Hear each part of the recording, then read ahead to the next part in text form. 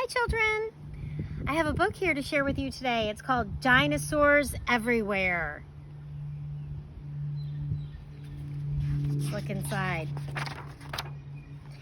Dinosaurs Everywhere by Carol Harrison. Illustrated by Richard Courtney. The author of the story writes the words, and the illustrator draws the pictures. You got it. I'm not going to read the whole book to you because it's really long, but I'm going to pick just a couple special pages for you. Dinosaurs Everywhere. A long, long, long time ago, before there were any people, dinosaurs lived on the earth. In those days, there were no houses or roads anywhere, but there were trees and ferns, rocks and oceans, deserts and rainforests. Much of the world was warmer than it is today, and dinosaurs lived just about everywhere.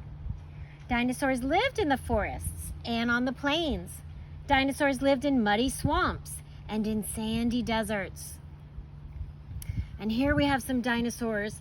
This is Tyrannosaurus. This says, let me see if I can pronounce it for you, Maiasaura. Maiasaura.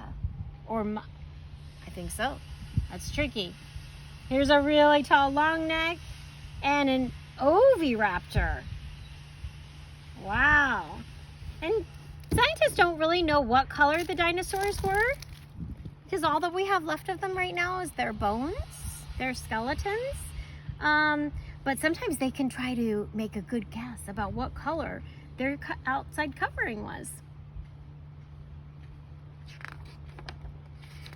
Dinosaurs big and small.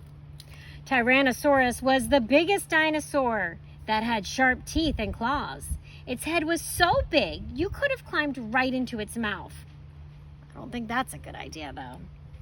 Tyrannosaurus stood on two legs. It probably used its short arms to push itself up off the ground.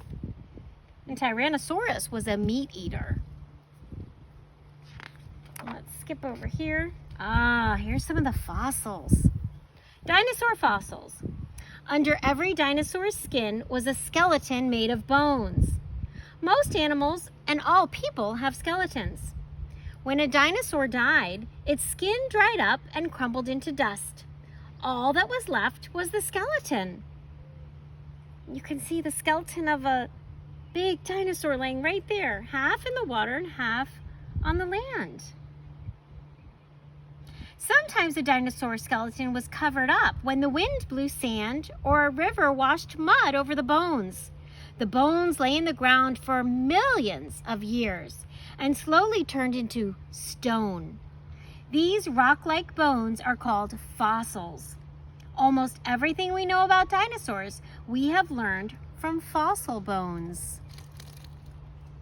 So fascinating. Let's see what happens with the fossils next. On a dinosaur dig. Dinosaur hunters look for dinosaur fossils. The best places to find fossil bones are in a desert or in a dry, rocky area. Sometimes bones are found sticking right out of the ground.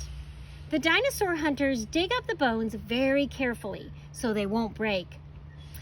There may be just a few bones, or there may be enough bones to put together and make a skeleton.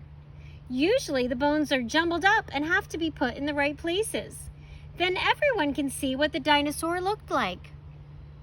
I was actually watching a show on TV last night that was called Dinosaur Dig, and people were walking around. They were special people, scientists called paleontologists. They were walking around in South Dakota and finding many dinosaur bones, and some of them were just sticking right out of the sand. It was really interesting. Maybe your parents can find a show like that for you to watch. I'm going to show you one more thing in this book, and it's near the end. This is what happens with the dinosaur bones when they're brought to a museum, and people can go and visit and learn about them. There we go. Maybe you'll have the opportunity to go to a museum where there are some dinosaur bones like this. It says, in a dinosaur museum, What do paleontologists do with a dinosaur skeleton when they have finished putting it together and studying it? They might want to put it on display in a museum for everyone to see. Some museums have real fossil skeletons, but most museums have plastic skeletons that are made to look exactly like the real ones. This museum has a model of a Tyrannosaurus that moves and roars, but no one knows if Tyrannosaurus really roared. Fossils can't tell us what sounds dinosaurs made. This is an Ankylosaurus, the one that has the club-like tail. And this is the Coelophysis, the smaller one that has claws on the back of his feet. And here are some kids studying dinosaurs and learning all about them, just like you. I hope you enjoyed learning about dinosaurs with me today. Have a wonderful day. Bye-bye.